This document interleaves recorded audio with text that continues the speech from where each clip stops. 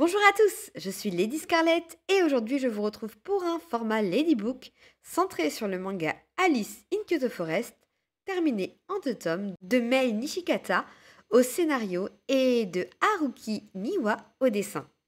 Le manga a été publié en 2024 en France aux éditions Nobi Nobi.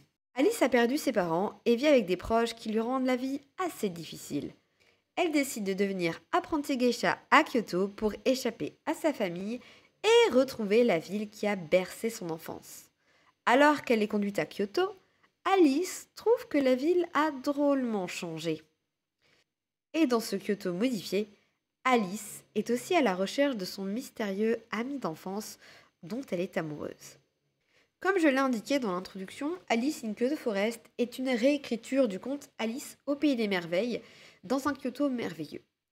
J'ai beaucoup aimé le dessin, la patte graphique et les chara-design. J'ai trouvé qu'il y avait une dimension assez poétique qui se dégageait de ce manga. Alice est empathique et en découvre le monde étrange qui l'entoure en même temps qu'elle. L'intrigue est saupoudrée de romance. Alice est en effet à la recherche de son amour de jeunesse. Elle croit le retrouver quand elle aperçoit le prince de la forêt de Kyoto.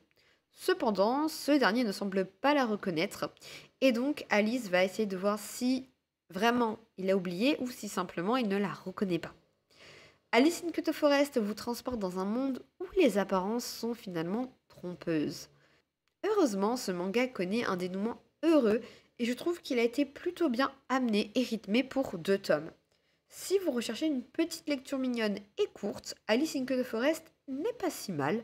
Ma lecture m'a plu et je pense que c'est le principal.